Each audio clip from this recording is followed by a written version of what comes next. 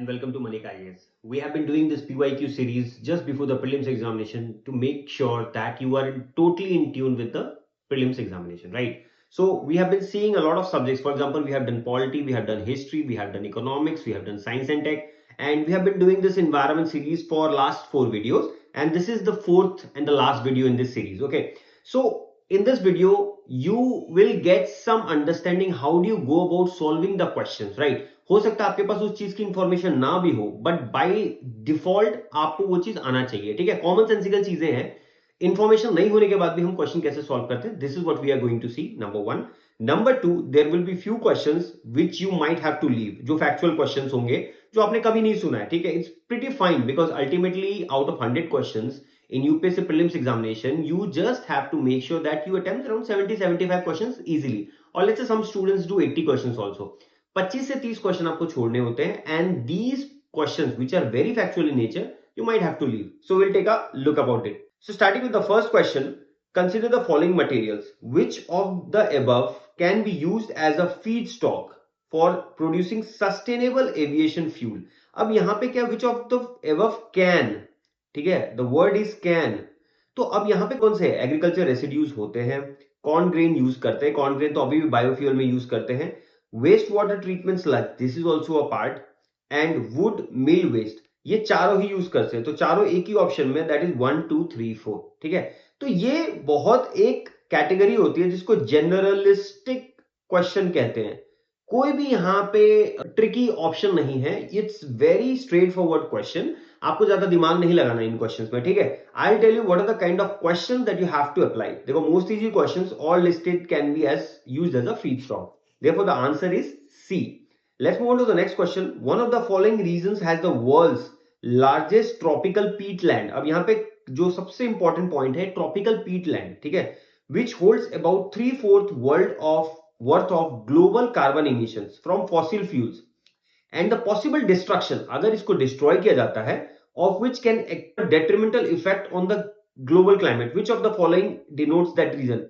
UPSC ने बहुत smartly place किया Amazon basin as the first, but यहां पे आपको पता होना चाहिए अमेजन बेसिन में फॉरेस्ट है विच होल्ड, अब तो वो भी डिग्रेड हो रही है क्योंकि बहुत सारा डिफॉरेस्टेशन हो रहा है, बहुत सारे ट्रीज है जो अमेजन फॉरेस्ट में कट किए जा रहे हैं, and that's why this is not the right answer. The answer is Congo basin में जो पीटलैंड है, that holds a lot of atmospheric carbon, ठीक है? Why is removal of carbon from the atmosphere important because carbon dioxide acts as a greenhouse gas, क्या होता है, which actually holds the reflective sunlight from the earth, और वो trap करती है, और उसके कारण जो कार्बन डाइऑक्साइड है उसको ग्रीन हाउस गैस भी कहते हैं, और ग्लोबल वार्मिंग भी होती है, ठीक है? So very generalistic point, Congo basin is the right answer. Very factual, नहीं आता है, स्ट्रेट फॉरवर्ड छोड़ने वाला क्वेश्चन है। The Congo basin holds the largest tropical peatland complex. Congo basin largest tropical peatland, soil carbon, ठीक है, Peatland में soil carbon होता है। रेन फॉरेस्ट में क्या है, बायोमास कार्बन, मतलब बेसिकली प्लांट्स एनिमल्स में भी बायोमास कार्बन अगर हम करें कंसीडर, तो बायोमास में humans are also a part of biomass, simple. लायोडी लाटाप्लासिन एक ऑप्शन में है, तो contains the largest tropical wetland है, ठीक है? तो दिस कैन बी आज in your prelims examination because इस टाइम जो बेसिकली वेनेजुएला है, which has been in news because of US doing some actions on it, that's why there can be a question on it, ठीक है? With reference to perfluoroalkyl and perfluoroalkyl substance PFAS that are used in making many consumer products, ये बहुत important point है, बहुत सारे consumer products में ये पाया जाता है। PFAS are found to be widespread in drinking water, food and food packaging materials. Very again generalistic point, you do not need to be very precise about it, very clearly answer दिया हुआ है। PFAS are not easily degraded in the environment, that is true। अगर ये एक ऐसा chemical है, ऐसा component है जो बहुत इजी डिग्रेड नहीं होनी, तो ऑब्वियसली पाया जाएगा ये, ठीक है, एनवायरनमेंट में भी और फूड पैकेजिंग मटेरियल्स में भी। Pesticide exposure to PFAS can lead to bioaccumulation in animal bodies. अब देखो, किसी ने बायोअक्यूमुलेशन अगर नहीं पढ़ा है, this term is a very basic term, ठीक है? As you go higher up in the ladder, suppose अगर फिश है, जैसे मिनामाटा डिजीज है, तो फिश से वो ह्यूमन बीइंग में आता है क्योंकि उसकी एक्यूमुलेशन होती जाती है एक species. As you grow in the trophic level, मतलब जो आपकी फूड चेन है, जैसे आप हायर जाते हैं, ठीक है, तो इवेंचुअली जो टॉक्सिसिटी है वो इंक्रीज होती रहती है, that is called bio accumulation. जैसे आपने देखा होगा, अगर आपने इन्वायरमेंट ठीक से पढ़ा होगा, तो वल्चर्स का जो डेथ हो रहा है is because of this biomagnification activity only, ठीक है, bioaccumulation and then biomagnification. So answer is all the three, 1 2 3। अभी यहाँ पे 1 ओनली 2 ओनली होता तो थोड़ा ट्रिकी हो सकता था, but still 1 2 3 is very easy to decipher. The answer is D. Easy question. PFAS are forever chemicals that persist, bioaccumulate and are widespread. So answer is D. Let's move on to the next question. जैसा parasite होता है, parasite species are found in how many of the above kind of organism? The options are very tricky, ठीक है, and that's why this question becomes very very difficult. अब आप देखोगे termites is basically thing that sustains on dead organic matters, ठीक है, suppose would वगैरह हो गया, जैसे आपके घर में भी वुड है तो टर्माइट प्रोटेक्शन आप देखते होगे, ठीक है।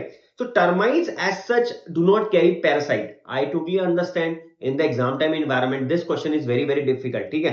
So this is a question that you might leave, क्योंकि यहाँ पे options are also very trickily placed, ठीक है। लेट्स से अगर मेरे को टर्माइट्स के बारे में पता है तो मैं बाकियों के, फ्लाइज कैरी करती है, ठीक है, फ्लाइज एक्चुअली कैरी अपने साथ parasites, so that becomes very important, ठीक है। बीटल्स ये भी कैरी करती है, वॉस्प आल्सो डज। तो 3 only 3 is the answer, that is B. तो यहां पे दो और नहीं है, ठीक है। So answer is B. Looks easy but tricky, ये आपको ध्यान रखना पड़ेगा। Wasp, flies and beetles have parasite species in them, ठीक है। तो टर्माइट्स आर सोशली डेट्रीवोर्स। जब भी टर्माइट्स रहते हैं, एक साथ रहते हैं, दे feed on the dead organic matter such as wood and that's why they are called social detrivores। वो एक साथ झुंड में रहते हैं। सेंट्रीपिड्स आर स्ट्रिक्टली प्रीडेटरी, मतलब क्या हो गया, एक प्रे हो गया, they kill actually and try to survive on the organism that they kill, ठीक है। तो that's why hunt and kill पे है डिपेंड। तो एज सच उनमें पैरासाइट नहीं होता है, ठीक है। That is the main crux in this question. Let's move on to the next question. How many of the ever belong to the P plant? जैसे हमने बोला था, पी फैमिली जो होती है वो बेसिकली लेग्यूमिनस होती है। लेग्यूमिनस मतलब नाइट्रोजन फिक्सेशन बैक्टीरिया जो होता है उनके रूट्स में होता है। They fix the nitrogen from the atmosphere to the soil and eventually the plants get this basically nitrogen, that is important. For example urea has the major component nitrogen only, ठीक है। उससे क्या होता है, the growth of the plants becomes very very good. तो groundnut is a part of it. Horse gram, जिसको कुल्थी भी कहते हैं, कुल्थ कहते हैं कई जगह में, ठीक है। तो kulthi is the word actually for horse gram जो इंडिया में use. Soybean everybody knows about, it's a protein source and most of the people have it on a daily basis. So all three is the right answer. Common question for leguminous plant, these fixes nitrogen to the soil and all of the above are right answer. ठीक है। Next question which has been actually dropped. This question has been dropped by UPSC, ठीक है। उसका reason देखेंगे। The Indian flying fox is placed under the vermin category in the Wildlife Protection Act, जो हमने पहले भी देखा था, WPA 1972। Wildlife Protection Act is a very very important question, ठीक है। कई बार इससे रिलेटेड कुछ ना कुछ पूछ लेती है UPSC, that's why you have to pay attention to this. Now you have to understand this question was actually set in 2024, but in wildlife protection act there was an amendment in 2022 which actually dropped the term vermin, ठीक है। तो vermin drop term was drop. तो in general ये statement wrong है। The Indian flying fox feeds on the blood of other animals. Actually they do not feed on the blood, they feed on the fruits and the fruit juices, ठीक है। सो यहां पे दोनों statement wrong है and none of the option gives the right answer, and that's why UPSC has dropped this question, ठीक है। I hope this becomes very clear. Answer is not applicable because UPSC dropped this question. Statement 2 is absolutely wrong as flying fox depend on fruits and its juices. ये बहुत categorical था। अब मान लो किसी को नहीं भी पता हो तो चलो ठीक है, तो people might have gone for option which is first statement is wrong, right? First statement is right in C and that's why this can be the answer. So they have dropped this question. Let's move on to the next question. The organism cicada, froghopper and pond skater are. अब इस question में सबसे easy clue है आपके पास। Pond skater basically एक insect है, ठीक है। फ्रॉग हॉपर भी एक इंसेक्ट है। Cicada you might not know, frog hopper भी आपको हो सकता है ध्यान हो, but pond skater I think even the people those who stay in urban areas if they happen to visit any lake or let's say pond, they will see a pond skater because rural areas में तो बहुत आराम से देखते हैं, ठीक है। I show you the image. See this is pond skater. अब इसके पास स्केट्स टाइप लेग्स होते हैं, तो it actually glides on the water, right. So this is a very common sense and observation based question. ये आपका हो गया froghopper. This is frog hopper, looks like a grasshopper only, but this is the shape is a bit toad type है, frog type दिखता है, that's why the name is frog hopper. So अब इन questions में थोड़ा common sense use करना पड़ेगा आपको, because see ultimately in UPSC prelims examination the best, I have been repeating time and again, the best thing that is possible for you to get 25 30 35 questions, ठीक है, if you have studied properly, 40 questions at max. But beyond that, if you want to clear the cutoff, you'll have to take your chances. And these are the type of question that you have to take chances. ये question है जो आपके common sense पे निर्भर करेगा. आप क्या, अब देखो, फ्रॉग हॉपर पॉन्ड्स के तो बर्ड नहीं हो सकता, फिश नहीं हो सकता, रेप्टाइल नहीं हो सकता, क्या हो सकता है? इंसेक्ट ही हो सकता है. So this is the very easy question that UPSC has set. अब ये इंडियन फ्लाइंग फॉक्स, ये न्यूज में रहता है, ठीक है. एक्चुअली अगर आप देखोगे तो इंडिया की जो बेसिकली बायोडाइवर्सिटी है, तो इंडिया की बायोडाइवर्सिटी में बहुत इंपॉर्टेंट स्पीसीज है, ठीक है. And that's why these questions are easily doable. Let's look into the next question. Again, a very, very classical and a very, very commonsensical question. Many chewing gums found in the market are considered a source of environmental pollution. Clue देखो, word is many, गलत हो सकता है, बहुत commonsensical. अगर थोड़ा भी आप दिमाग लगाओगे इस क्वेश्चन में कुछ नहीं है. Right statement. Many chewing gums contain plastic as gum base. अगर gum base की तरह यूज करेंगे तो it can act as a pollutant. And that's why both statement 1 and 2 are correct, and statement 2 explains statement 1. Answer is A. ठीक है, कोई rocket science नहीं है, वेरी कॉमन सेंसिकल. मान लो अगर आपको ये नहीं भी पता होता, ये देखो 1 is incorrect, 2 is incorrect, ये नहीं हो सकता. 1 is incorrect, statement 2 is correct, ये नहीं हो सकता. Therefore answer is A. कई बार आपको क्वेश्चन नहीं आएगा, but again common sense and observation जो आपका है, take a step back, think about it and you will get the right answer. ठीक है, if you have prepared, obviously if you have read. अब this is a classic question जो आपको छोड़ना है, not applicable. We will not attempt this question in the examination, because यहाँ पे तीनों जो ऑप्शन है ना, ये गलत से मैच किए हुए हैं. ब्राजील, इंडोनेशिया, मेडागास्कर में कुछ स्पीसीज पाए जाते हैं. हमें इंडिया का ठीक से याद नहीं रहता है, तो हम यूरोपियन कंट्री और लेट्स से अफ्रीकन कंट्री का कहां से याद रखेंगे? ठीक है, so that becomes very difficult. आपको सारे स्पीसीज नहीं पता है. This is a perfect question that you have to leave. Perfect leave question है, ठीक है. Difficult question species are not very common, and option setting is also very tricky, and that is the reason that we leave this question. He is from Madagascar, bonobo is from Congo, and elk is from northern hemisphere. So none is matched. The answer is C. Here, correctly matched. Actually, answer should be D. ठीक है, it should be D over here. ठीक है. So this is a question that you should have left. Now this is a question जहां थोड़ा सा common sense use कर सकते हो और थोड़ा सा आपको चांस लेना पड़ेगा. You can get to a region of 50-50 question. दो ऑप्शन में से एक चूज करना पड़ेगा. And in examination, whenever you have a choice between two options, let's say आप A और B के बीच में फंस गए हो, C और D आपने एलिमिनेट कर दिया, you should take that chance. ठीक है, take a call on that. अगर प्योर फैक्चुअल है, you can leave it. But अगर सिर्फ अगर वो स्टेटमेंट बेस्ड क्वेश्चन है, आई थिंक आइडियली आपको एक कॉल लेना चाहिए जो मोस्ट प्रोबेबल आपको राइट लग रहा है. ठीक है, lions do not have a particular breeding season. They breed all throughout the year. That is a right statement. ठीक है. Unlike most other big cats, cheetahs do not roar. Cheetahs actually make a sound which is called a purr. And why is cheetah in news? Because of the cheetah project. ठीक है, because Namibia African country से हमको चीताज लाए हैं और India में उसको trying to revive the cheetah population that we used to have. India में cheetah was extinct in wild. That was a category of IUCN जो हम पढ़ते हैं prelims examination के लिए. ठीक है. Unlike male lions, male leopards do not proclaim their territory by scent marking. This is a wrong. Almost many जो animals हैं, ठीक है, they actually, even the dogs do it, right? So 1 and 2 is correct, 3 is not correct. ठीक है, अगर आप 3 eliminate कर देते हो, you can reach to a answer. So answer is your A. ठीक है, statement 3 is incorrect. Leopard breed year round. Cheetahs cannot roar. They actually make a sound called purr.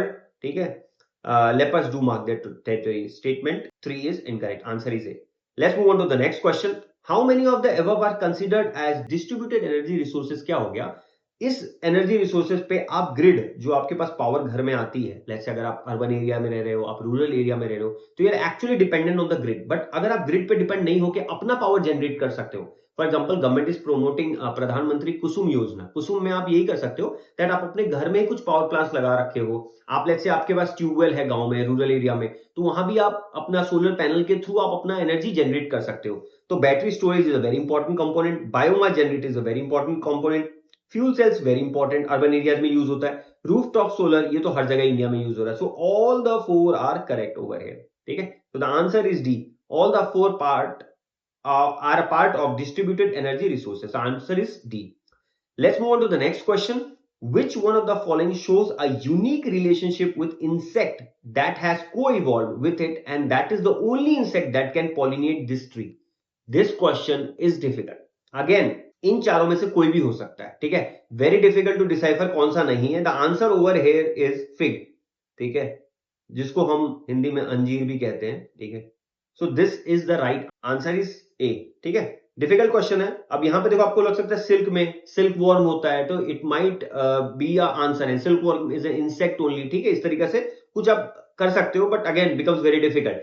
The thing that I want you to note over here is fig and fig wasp share a obligate mutualism, ठीक है। अब obligate mutualism क्या है, जैसे कि हम कहते हैं ना, एक दूसरे के बिना जिंदा नहीं रह सकते। तो fig and fig wasp are actually dependent for the propagation and the growth of each other, ठीक है। फिग वॉस्प फिग पे डिपेंड करती है और फिग वॉस्प पे। फिग्स कैसे डिपेंड करती है वॉस्प पे? बिकॉज वो पॉलिनेशन में यूज होता है, ठीक है। जो वॉस्प है वो जगह जगह जाके उनके सीड्स को dispel, kind of they propagate the seeds, and then उसके बाद उनकी पॉपुलेशन इंक्रीज होती है फिग्स की, and that is how. And fig wasp क्या होता है? फिग्स का जो फ्रूट होता है उसके अंदर वो जर्मिनेट करते हैं, and that is how both are equally important for each other. Let's move on to the next question. How many of the above have poisonous species among them? अब बहुत जनरलिस्टिक क्वेश्चन है। कोई भी यहां पे आपको लेट्स से, अब poisonous में मतलब लेट्स से स्नेक तो आता ही है, कोई और भी स्पीसीज डाल दो आप यहाँ पे, anything that you want to put, ठीक है, you can put, and there can be an exception to it, ठीक है। बटरफ्लाइज है, फिशेज है, फ्रॉग्स है। फ्रॉग्स में अगर आप देखोगे तो there is a thing called dart frogs, बहुत चटकीला कलर होता है, दे आर वेरी कलरफुल, ठीक है, वो होता है। बटरफ्लाइज में you have monarch butterfly, MONAR, monarch butterfly, ठीक है। तो butterfly very again very colourful butterfly, but very dangerous. Fishes में भी है, ठीक है। So here C is the right answer, all three. अब यहां देखो, ये इमेज बहुत कैटेगरी शो करेगा। इजी क्वेश्चन है, एप्लीकेशन बेस्ड है थोड़ा सा, और एक्सेप्शन का यूज करना, हर जगह एक्सेप्शन होता ही है, हर क्वेश्चन में आपको एक एक्सेप्शन मिल जाएगा, हर पॉइंट में, कुछ बोलने में भी। जैसे मैं आपको ये रूल बता रहा हूं कैसे आपको इजी क्वेश्चन आइडेंटिफाई करना है, बट इसमें भी कुछ क्वेश्चन ऐसे होंगे जो मैं आपको बोल रहा हूं बिल्कुल ही नहीं छूना है। So those are exception questions, right. So you have to make sure that this question is built और मेड फॉर यू और नॉट। तो that can be a role of exception. Monarch butterfly correct, poison dart frogs correct, puffer fish, ये puffer fish है, these are very poisonous fishes. ये देखो frogs है, very colorful and very dangerous. This is monarch butterfly. Let's move on to the next question. How many of the above trees are actually native to India? Cashew and papaya have been brought by Portuguese. अगर आप modern Indian history पढ़ते हो तो आप ये देखते हो cashew and papaya, and that's why cashew कहाँ ग्रो होता है सबसे ज्यादा इंडिया में। अगर आप एग्जांपल लोगे तो गोवा में, and who were ruling Goa for maximum time? It were the Portuguese, ठीक है। तो गोवा में जो कल्टीवेशन है, कैश्यू की कल्टीवेशन बहुत प्रोमोट होती है, किया जाता है। Papaya, cashew. Red Sanders is a would, इसको हम लाल चंदन भी कहते हैं। The movie Pushpa is based on red Sanders, and it is found specifically in your eastern Ghats. उसमें भी प्रिसाइजली अगर मैं लोकेट करूं तो आंध्र प्रदेश में शेषाचलम हिल्स है, वहां पे पाया जाता है ये, ठीक है। So answer is A, only one answer is A. Very easy question, पहले भी यूपीएससी में रेड सैंडर्स के ऊपर क्वेश्चन पूछा गया है। आप इसकी IUCN कैटेगरी देख लेना, रेड सेंटर की IUCN कैटेगरी क्या है, प्रोटेक्टेड कैसे है, and why is the movie Pushpa is based on it. Obviously the government doesn't want that the trees to be cut. Red sanders उसमें भी बहुत इंपॉर्टेंट हो जाता है, जिसको लाल चंदन भी कहते हैं। Let's move on to the next question. According to the Environmental Protection Agency EPA, which one of the following is the largest source of sulfur dioxide emissions? The answer over here is power plants using fossil fuels. Okay. So I hope this session was helpful to you. You get an idea what are the questions that you have to do, what are the questions that you have to leave, how do you go about solving a question which you do not know. और यही सबसे बड़ा important एक trick है that will help you in your prelims examination. I hope this session was helpful. We will see you in the next session. All the very best for your examination. Thank you.